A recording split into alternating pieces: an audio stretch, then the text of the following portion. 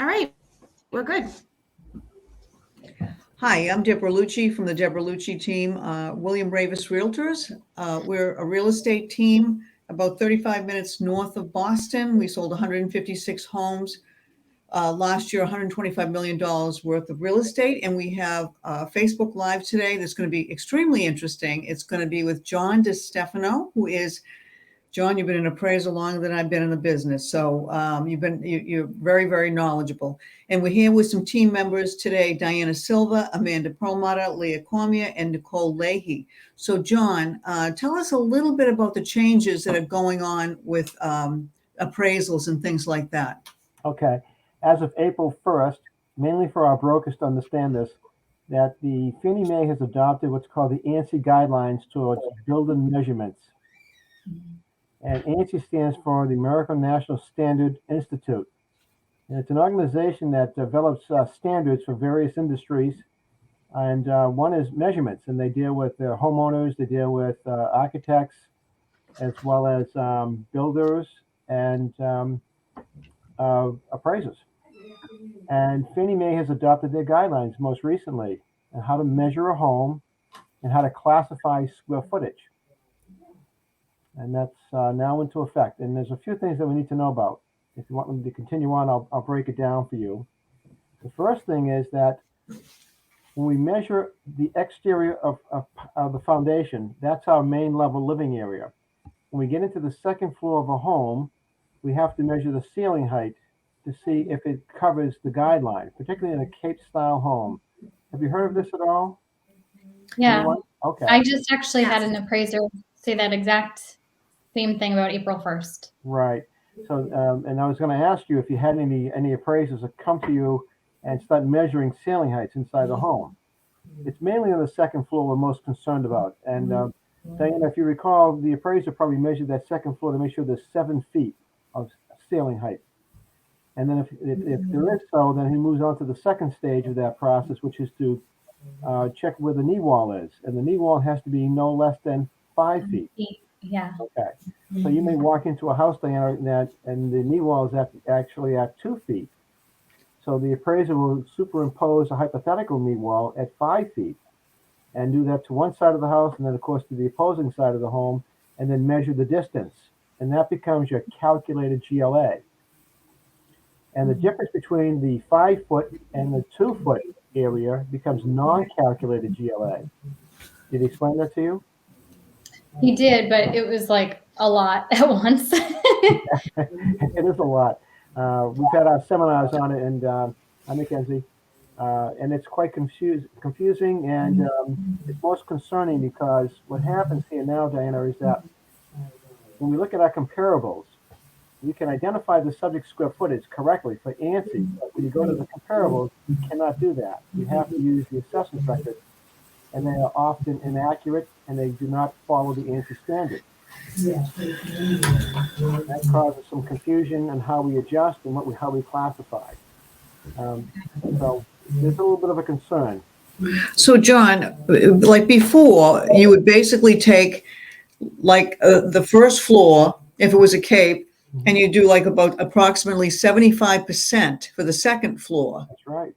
So now the square footage is going to be even less a lot of times. Well, the square footage on the second floor may be 0 if you actually have less than 7 feet. So you might have a basic. If you look at a Cape, this is where we experience the problems on Capes and on contemporary, not contemporaries, but bungalows and cottages. Deb, the Cape, you get upstairs, the ceiling height could be sub 7. If it's sub 7, then you have no square footage. If it's 7 feet, then you move to the second phase of that, which is, I guess, the hypothetical knee walls. So I don't know if I drifted off your question, but now, are you going to say, all right, let's say, for example, you get the 7 foot height. Yeah. And then you're kind of bringing it in a little bit to 5 feet. That's right. Are you going to also disclose what's finished and not included in that, so we have an idea of what's there? We are. We're talking about what's called calculating GLA and non-calculating GLA. Okay, so what does not fit into the ANSI standard becomes non-calculated GLA. So if we look at the subject, and it's a 32 by 42 box, 32 by 24 box, if you will, 32 by 24. That's a standard cape. And upstairs, you have, say it's just an A-frame, no dormers, just an A-frame. We would measure to make sure we have 7 feet. If we have the 7 feet, then we drop the hypothetical knee wall in, but that knee wall physically is probably already down to 2 feet. So between the 2 and the 5 is the non-calculating. You see All right. that now? Yes. Now that 5 feet to 2 feet, is that Right. worth anything? It has great value. I mean, the buyers are looking at it as value, Right. and you look at it as value as brokers. The question is, Ansi doesn't see it as value, but the level of concern now is on the comparable. So you're in the same neighborhood. It was a veterans park, perhaps built, in the same time frame, and all the homes have the same type of structure. And here we are.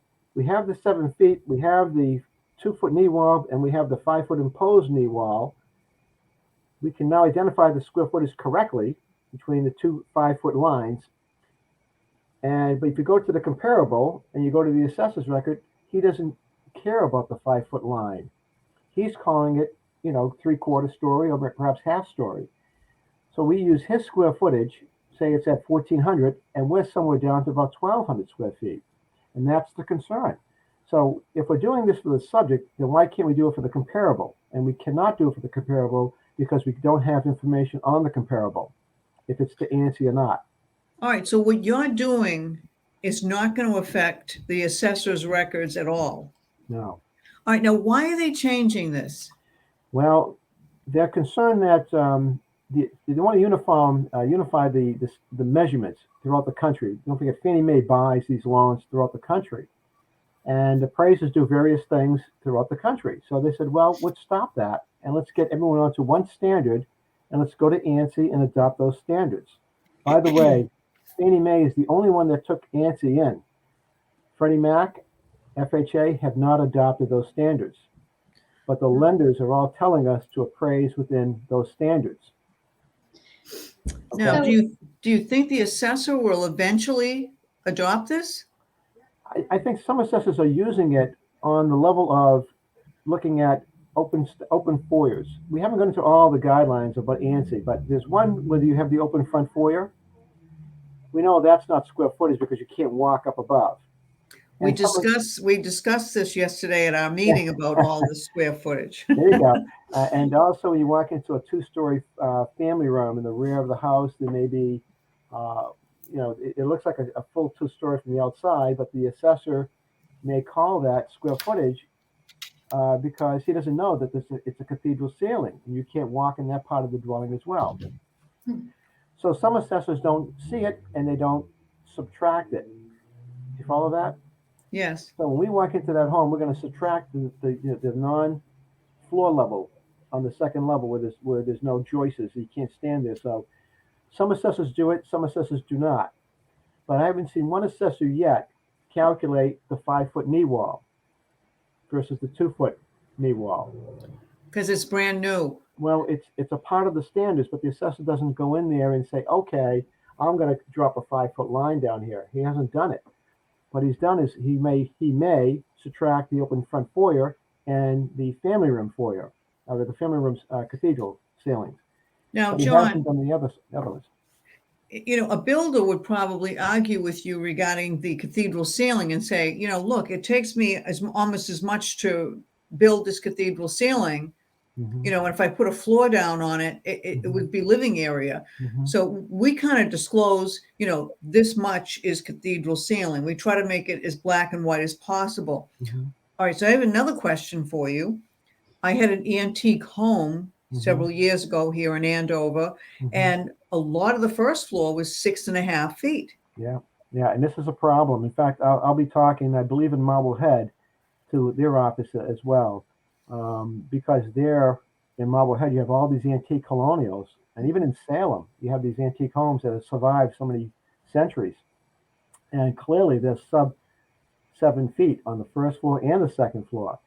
And when that happens, Fannie Mae allows us to use what's called a kick-out clause on the appraisal. So every report, we put in a code at the very bottom of page 1. And that code tells the computer when they scan the appraisal into Fannie Mae's database that this conforms to Ansi. And then if it does not, it allows us to depart from Ansi by putting a secondary code in there. And so if we have a house that has 0 square footage, then you use the kickout code. If you have a home that has just the second floor that's sub 7, you do not use the kickout clause. So you only really use the kickout clause is when you have no square footage at all. You follow that? John, I got to be honest with you. I find, some of these field cards, like Andover's fine, North Andover's fine, North Reading, those field cards are so confusing. Yeah. I find it hard to, really look. It was easier before. I know they changed something. Yeah, they changed their. They're using the same supplier, the same. I can't think of that. Maybe Ryan P. Ryan. I forget the name of the assessor's database. Typically it's Vision or it's Patriot, but there's another one out there, and he has a different format to get in and get out. And North Reading is terrible right now. I don't know what they've done. You can't print cards. You can't find the sketch. It's really a difficult website to navigate. And it is an extremely important information. Yeah, it is. But what can we do? John, we can't tell them how to handle that. I may have missed this because I came on like 2 minutes late.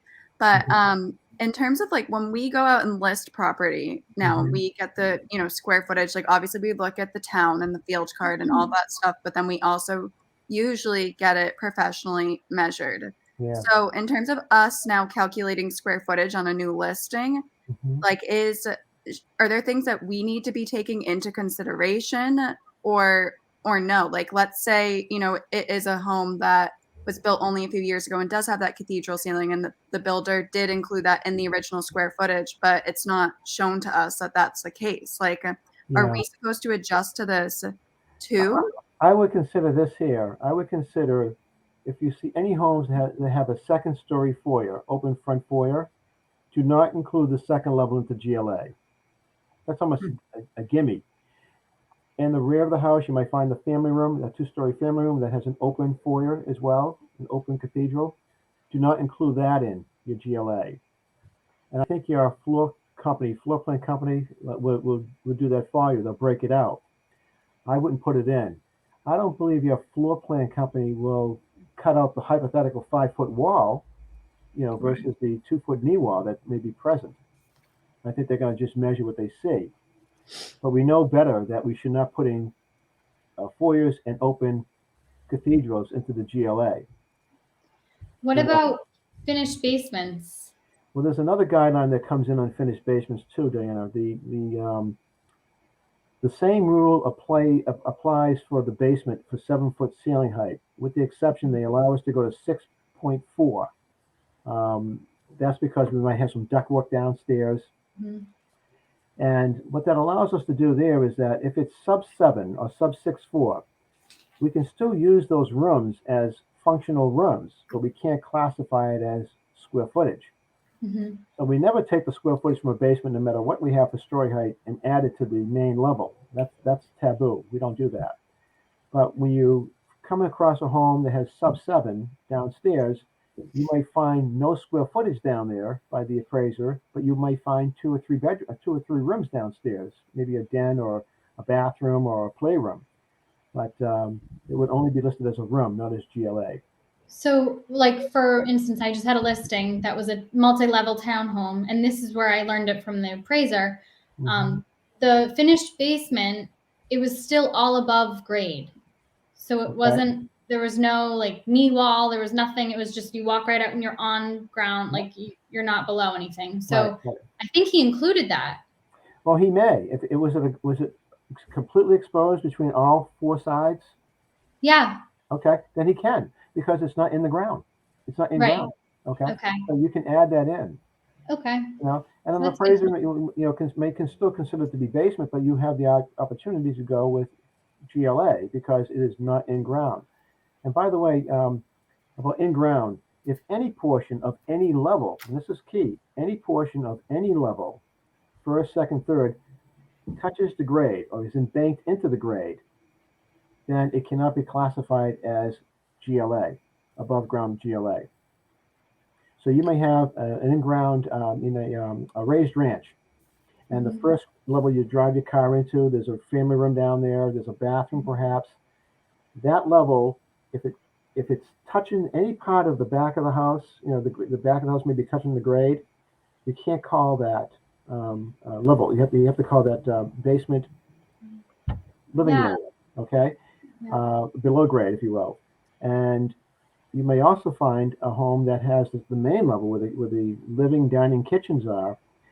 They may also touch the grade, and that gets kicked out of the GLA. Now, when we took our seminar recently to explain these guidelines to us, they actually showed us some homes in California that are all embanked into the mountainside. Every level, and I mean, you're talking 4 or 5 levels, and they're gorgeous homes. They're expensive. They're probably several $1 million, and none of them that they showed have square footage. They don't qualify to be classified as GLA because they all touch the grade.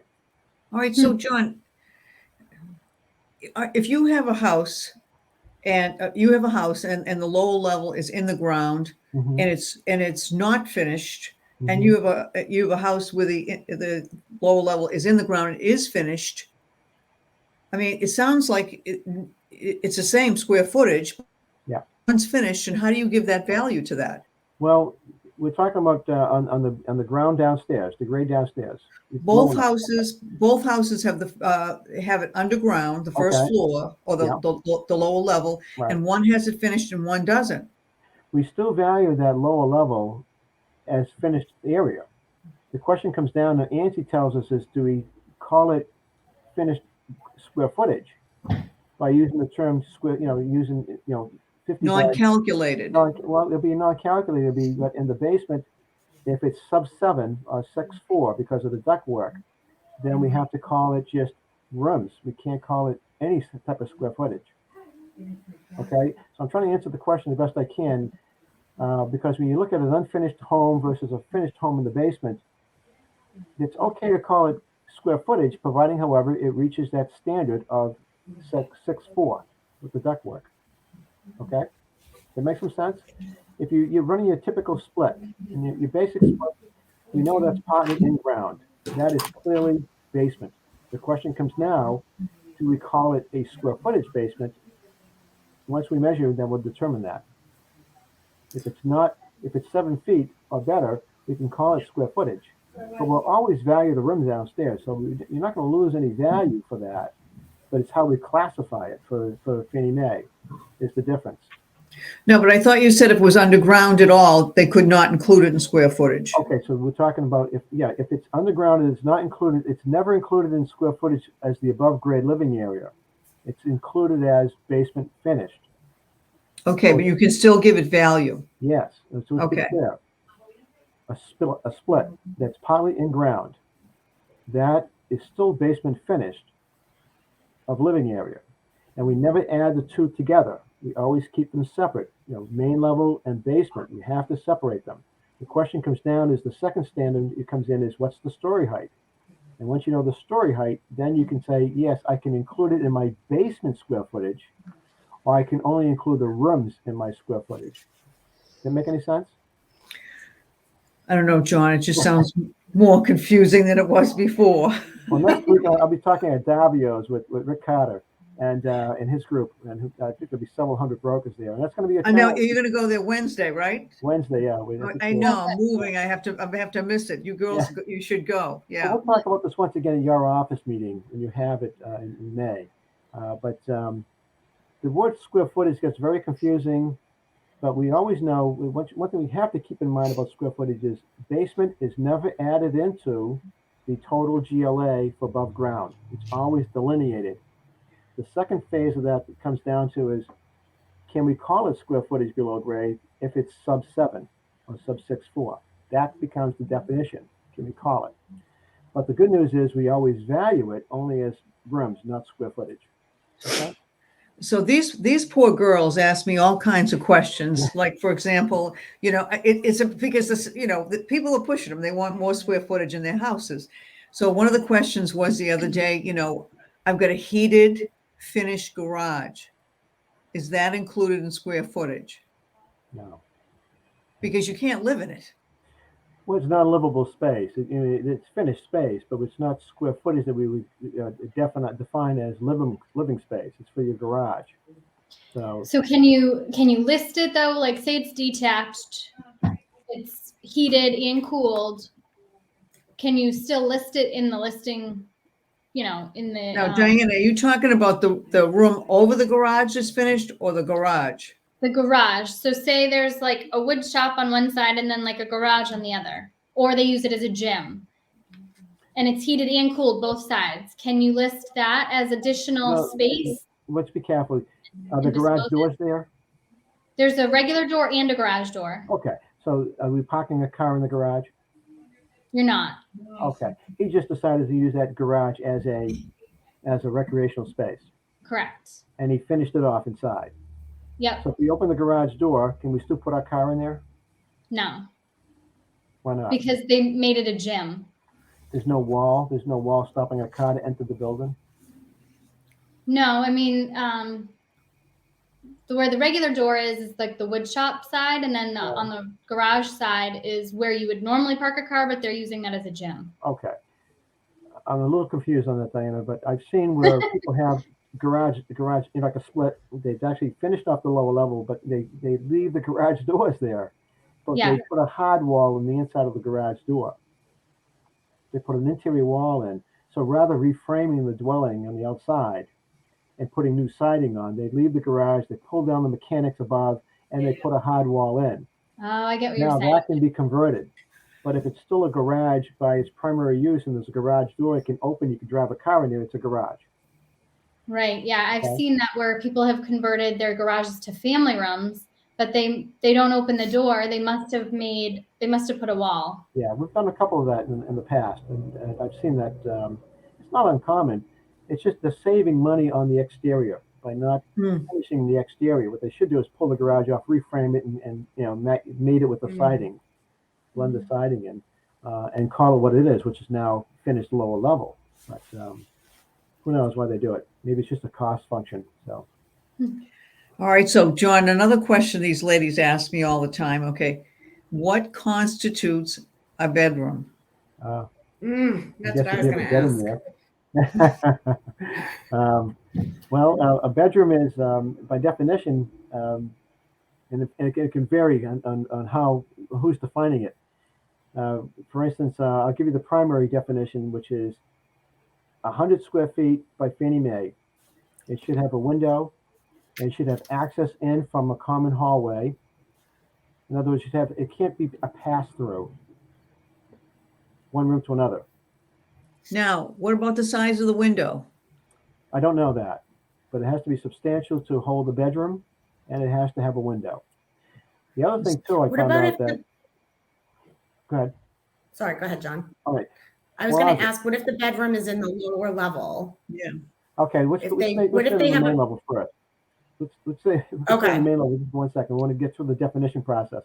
So we talked. It has to come up the common hallway. You can't do a pass through. It has to be substantial in size to house a bed. And that, I believe Fannie Mae, I say it's 100 square feet. I know that because I've gotten phone calls from Fannie Mae asking to be 100 feet. I know they want a window. And the closet, to me, a closet, if it's absent a closet, I can still call it. The reason for that is because we can certainly put a closet in there for nothing more than a few $1,000s, and it solves the problem. And you can even take an armoire, you can nail it to the wall, make some type of, buy something at one of the stores or some type of closet cabinet and nail it to the wall. It becomes real estate at that point. And then you can call that a closet. Be satisfied, make it a bedroom. So now we're going downstairs, okay? Are we good on So that it first doesn't floor? have to have a closet, but you should be able to put a closet Yeah, in. you should be able to have it. If I walked into a home, I like to see a closet there. If you don't have a closet, I know you can impose a closet into the room. You can certainly put one in there, and the cost to do that outweighs the benefit. So I wouldn't want to penalize a home because it doesn't have a closet. But because I know for a short amount of dollars, and I like to use the phrase, for a cup of coffee and a donut, you can put a closet in there. Mhm. You know, it's very inexpensive to put something in there to make it a closet, and all of a sudden you have a shift between a 2 and a 3 bedroom type house.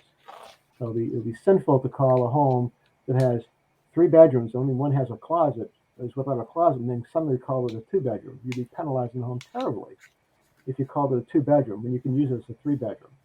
You follow that? So for the cost to cure by putting a closet in, end of story. It's a 3 bedroom functional home. Okay, so now downstairs. Okay, ready? Window lights. Check with your local zoning. Check with your building inspector. See what he has to say about it. He Now, may say something different. Mackenzie, do you remember the height? You had a house that was on the market, and I think you had to check the height of the window, how, in case you had a fire, you could get out. I Do think you remember? I think the window has to be a certain size, and I think that it has to be like, I forget. I feel like it was less than 6 feet, like, in Yes. order for somebody to be able to access, like, get out of the window. I We're don't gonna check. know if that's exact, Yeah. but I think it was something like that. Well, from an appraisal standpoint, we get down below grade. We're not counting bedrooms as a functional part of the dwelling. It really comes off of the main level, living area. That's where we look for our bedroom utility. So downstairs, you may have a bedroom. It could be used as a den. It could be used as a recreational room. It could be used as a private office. So if it has a window height that's below the standards that the community desires, or it's at something below even what Ansi desires, it doesn't matter to the appraiser. We can call it anything we want, as long as we qualified it's a room, and it can be valued as a room, and it could be valued in the living area component of the basement. So I think we got to call the fire department on that one, Mackenzie, and get that height back. Figure that out. The building inspector, he may know the So answer. essentially, for every town or city that we're listing in, we should be calling the. Well, I'm doing one in Manchester by the sea this week, and it's a deck house. It has 5 bedrooms, and 3 of them are downstairs.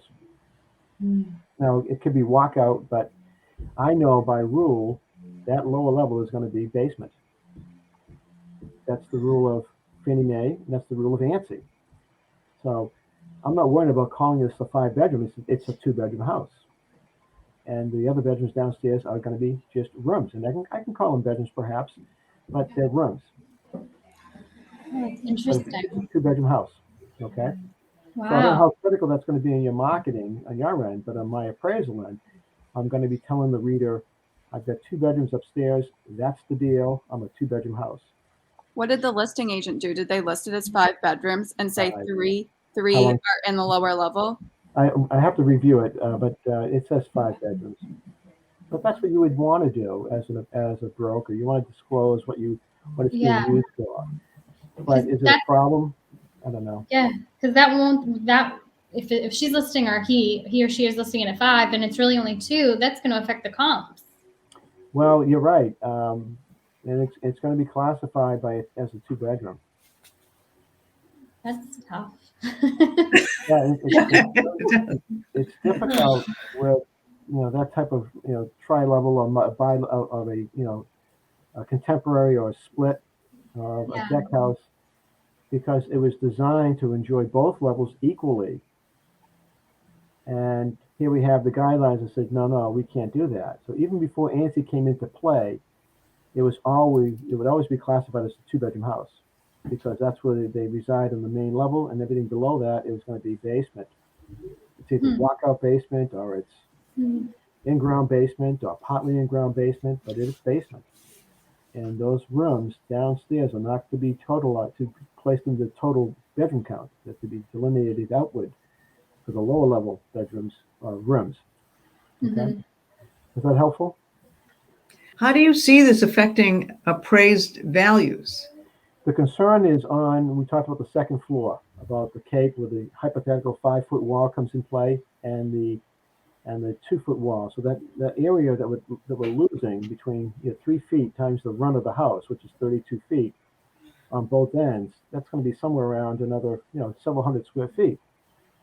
So all the comparables will be a downward adjustment, because all the comparables are going to have larger square footage. But Fannie Mae is allowing us to take that square footage and place it, that non-calculating square footage between the 5 and the 2. It's called non-calculating GLA. Yeah. We insert that on the amenity line in the appraisal, and we're allowed to adjust the comparables for that difference. You see what I'm saying? Yeah. So I'm coming down on square footage on the adjustments, and I'm going back up on the amenity for the non-calculating GLA. Do you follow that? Yeah. Okay. So the reality is it should be fairly neutral. The question comes down is your buyers are going to say, you told me I have 1,400 square feet, and now I only have 1,200 square feet. Why'd you do that to me? And they may be upset about it. But you have to take the time to explain that a portion of this living area is not classified as square footage in the eyes of the bank. But in the eyes of the assessor and in the eyes of the buyers, it's square footage. We just have to delineate it in a different path. That's all. Are they allowed to change this though? Because like, didn't they always classify this before square footage? Like, can they change anything at any time? Are you referring to the assessor? Yeah. Or are you referring to Fannie Mae? Or Fannie Mae, I guess. I don't know, either or. Well, Fannie Mae adopted the guidelines. So, and I don't think Fannie Mae is going to reverse their position. And they want to standardize square footage. And that's what they should do, is get things to a standard so everyone can be functioning on the same platform. It comes up to the assessor. Will the assessor modify his method of measuring a dwelling to match our standards? I don't expect him to do that either. He's going to do, excuse me, he's going to do what he wants to do. Thank you. He's going to do it the way he wants to do it, and that's fine. You know, we just have to understand it. So then if the assessor at the end of the day comes down to they can decide how they want to do it, what's the point of making it like universal with codes with Ansi and all that? Well, it's universal for the banks. Remember, we're doing the appraisals for the lender. So the assessor sets his own values for taxation. We set our own values for lending. The assessor classifies square footage the way he wants to, and we classify square footage the way we want to. So it's okay. I don't think there's any real conflict between the two agencies. I think what's important is that our clients, and my client needs to know what they have for square footage, and I need to perform that service the best I can. Excuse me. You need to do the same thing for your client, to tell them what they truly have based on square footage from what they're physically seeing versus what we physically are going to report on in the appraisal report. You follow that? So, John, you're going to be pulled with those North Reading field cards. No, I don't. That's a shocker. I know when it first happened, I called. I said, "What did you guys do? I can't even print the card." Yeah, put it back. It was terrible. Unbelievable. I don't think they're too happy with it because I'm sure they got many phone calls from not just. Oh, they probably get at least 7 from me. Yeah. That's you, Deb. You always overemphasize things. So, but okay. So we talked enough about the square footage. Perhaps you want to move on to something else? Yeah. What else? Did you ladies have any other questions? We hit the bedroom question because you asked me about that. Okay. Then we get the basement with the windows. Attics. Like, does that add a lot of value finishing like a walk-up attic? Sure. We look at an attic as living space if it's finished. I don't call it an attic. I call it, third level. So your typical older colonial that has the third floor walk-up and there's bedrooms there and there's rooms upstairs. You can call that, those are rooms. You can finish. This could be like the Cape, right, John? Well, yeah. So you're talking about the third floor, it has eave-line ceilings.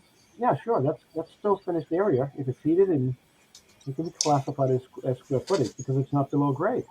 So if a bedroom, the fifth bedroom is in the attic versus on that second level, it's equal value or no? No, it's equal value. It's because it's part of the square footage. The question comes down is, does it still meet the standard in the ceiling height?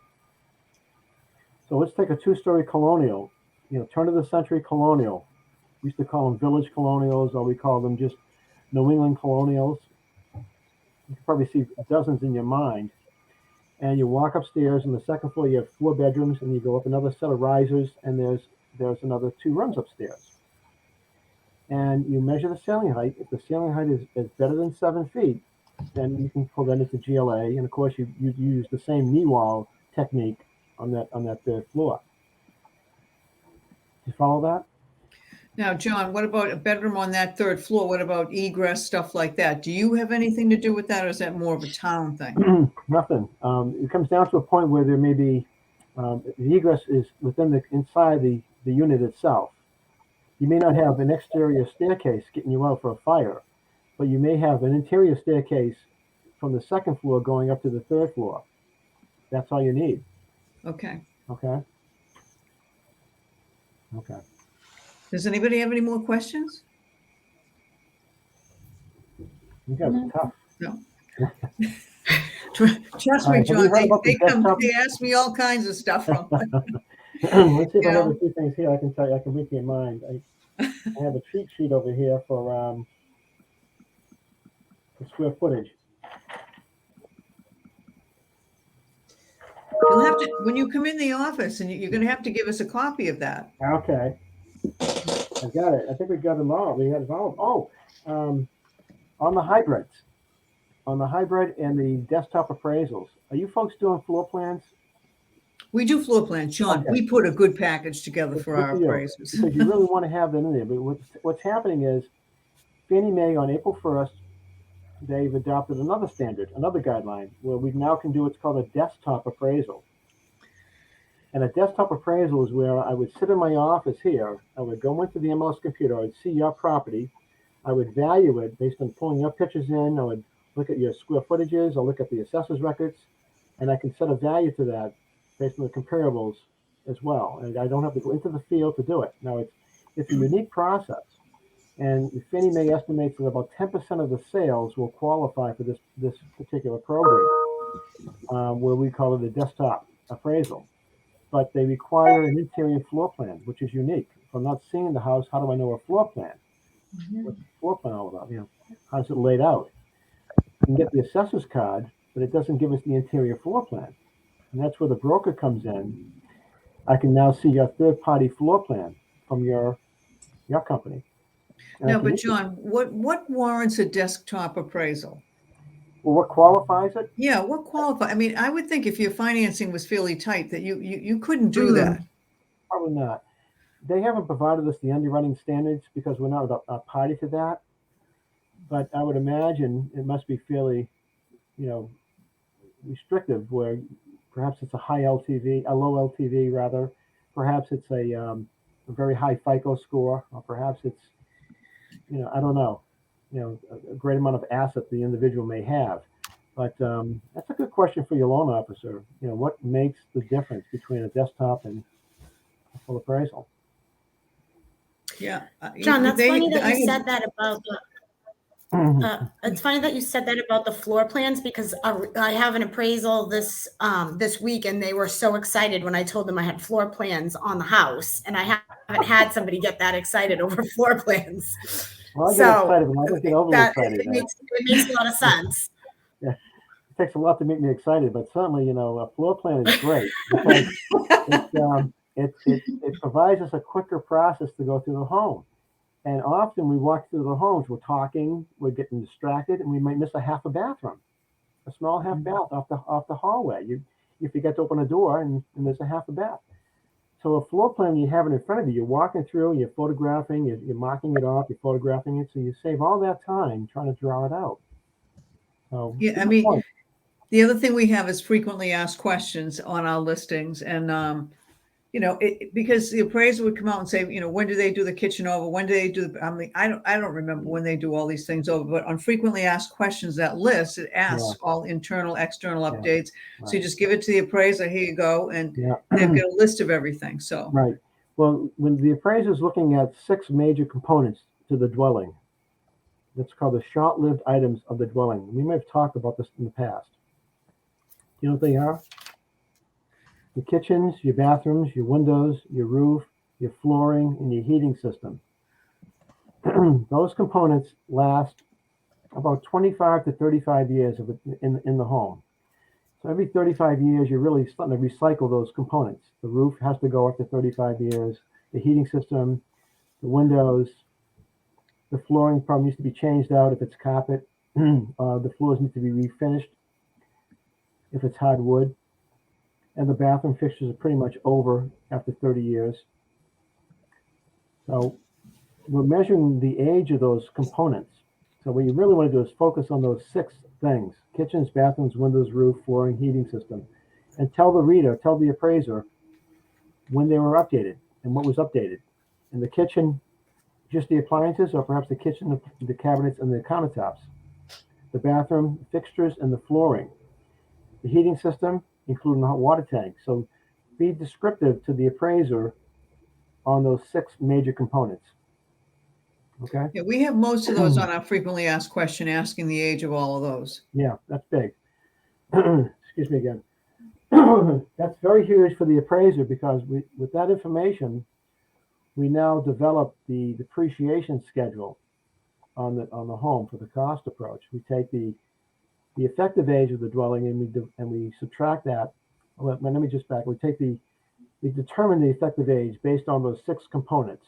So we know a home lives economically for about 65 years. But we look at those components: the kitchens, the bathrooms, the windows, the roof, the flooring, the heating system. If they're all replaced within the past 10 years, then the house basically has an effective age of 10 years. Okay? So we take the 10 years and we divide it into the 65, and that gives us our depreciation factor percentage in our cost approach. Called the Interesting. age-life method of depreciation. So the more we know about those 6 components, those major components, then we can identify the true depreciation for the dwelling. Okay? So ladies, do you have any other questions? We ran a little bit over here. So John, I really think, and you know, I needed an appraiser actually before I started selling real estate, and I gave you a call. I think a lot of times it's better to call an appraiser to come over. They're not worried about, are they going to get the listing down the road, and they get a very true amount, a dollar amount of what a home is worth. If they really need something, a really solid number, they get a non-biased opinion. So if somebody wants to get a hold of you, how do they get a hold of you? They can go to our website, or they can call me. It's right here at the office at 781-295-0200. Our website is actually being redesigned right now, but it's First Fidelity Appraisals of New England. I'm sorry, firstfidelityappraisal.com, and we spell the word first out. Firstfidelityappraisal.com. Well, John, thank you so much for joining us today. We Okay, really great. appreciate it, and pleasure. we look forward to your office visit. Okay. And thank you so much for taking the heat off me and answering the girls' questions. Okay. Nice to see you all. Thanks, John. Thank you. Take care. Thank you. Thank Bye-bye. you.